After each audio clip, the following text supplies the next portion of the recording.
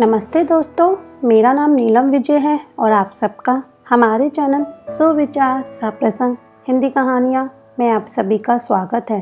आज की कहानी है आटा आधा किलो। एक दिन एक सेठ जी को अपनी संपत्ति के मूल्य निर्धारण की इच्छा हुई। लेखा अधिकार को तुरंत बुलवाया गया। सेठ जी ने आदेश दिया, मेरी संपूर्ण संपत्ति का मूल्य निर्धारण का ब्यौरा दीजिए। यह कार्य अधिकतम 1 सप्ताह में हो जाना चाहिए। ठीक 1 सप्ताह बाद लेखा अधिकार ब्यौरा लेकर सेठ जी की सेवा में उपस्थित हुआ। सेठ जी ने पूछा, कुल कितनी संपदा है?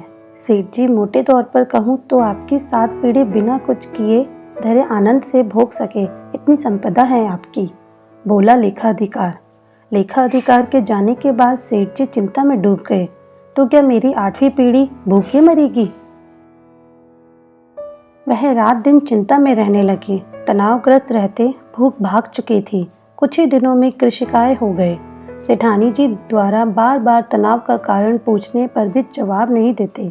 सेठानी जी ने सेठ जी की यह हालत देखी नहीं जा रही थी। मन की स्थिरता व शांति का वास्ता देखकर सेठानी ने सेठ जी को साधु संतों के पास सत्संग में जाने को प्रेरित कर ही लिया। सेठ जी भी पहुंच गए। एक सुप्रसिद्ध संत समागम में एकांत में सेठ जी ने संत महात्मा से मिलकर अपनी समस्या का निदान जानना चाहा। महाराज जी, मेरे दुख का तो पार ही नहीं है। मेरी 8वीं पीढ़ी भूखों मर जाएगी। मेरे पास मात्र अपनी 7 पीढ़ी के लिए पर्याप्त है। इतनी संपत्ति है।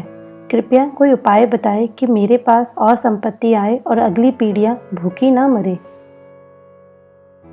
आप जो भी बताए, मैं अनुष्ठान विधि आदि करने को तैयार हूँ। सेठ जी ने संत महात्मा से प्रार्थना की। संत महात्मा जी ने समस्या समझी और बोले, इसका तो हल तो बड़ा आसान है। ध्यान से सुनो सेठ। बस्ती के अंतिम छोर पर बुढ़िया रहती है। एकदम कंगाल और विपन्न, ना कोई कमाने वाला है और ना वह कोई कुछ कमाने पाने में समर्थ है। उसे मात्र आधा किलो आटा दान दे दो। यदि वह ये दान स्वीकार कर ले तो इतना पुण्य उपार्जित हो जाएगा कि तुम्हारी मनोकामना पूर्ण हो जाएगी। तुम्हें अवश्य अपना वांछित प्राप्त हो जाएगा। सेठ जी को बड़ा आसान उपाय मिल गया। अब कहाँ सब्र था उन्हें। घर पहुंचकर सेवक के साथ 1 क्विंटल आटा लेकर पहुंच गए बुढ़िया की झोपड़ी पर।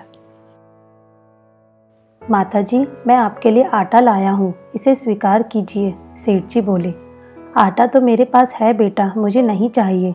बुढ़िया ने स्पष्ट इनकार कर दिया। सेठ जी ने कहा, फिर भी रख लीजिए। बूढ़ी माँ ने कहा, क्या करूँगी रखकर, मुझे आवश्यकता ही नहीं है। सेठ जी बोले, अच्छा कोई बात नहीं, 1 क्विंटल ना सही, यह आधा किलो तो रख लीजिए। बेटा, आज खाने के लिए ज़रूरी आटा पहले से ही मेरे पास है, मुझे अतिरिक्त की ज़रूरत नहीं है। बुढ़िया ने फिर स्पष्ट मना कर दिया। लेकिन सेठ जी को तो संत महात्मा जी का बताया उपाय हर हाल में पूरा करना था। एक कोशिश और करते सेठ जी बोले, तो फिर इसे कल के लिए रख लीजिए। बूढ़ी माँ ने कहा, बेटा कल की चिंता मैं आज क्यों करूं? जैसे हमेशा प्रबंध होता आया है, कल के लिए भी कल ही प्रबंध हो जाएगा। इस बात पर बूढ़ी माँ ने लेने से साफ इनकार कर दिया। सेठ जी की आंखें खुल चुकी थी। एक गरीब बुढ़िया कल के भोजन की चिंता नहीं कर रही है और मेरे पास अथाह धन सामग्री होते हुए भी मैं 8वीं पीढ़ी की चिंता में घुल रहा हूँ। मेरी चिंता का कारण अभाव नहीं, तृष्णा है। वाकई तृष्णा का कोई अंत नहीं है। संग्रहखोरी तो दूषण ही है। संतोष में ही शांति व सुख निहित है। पल की तो खबर नहीं, चिंता कल की हो रही है।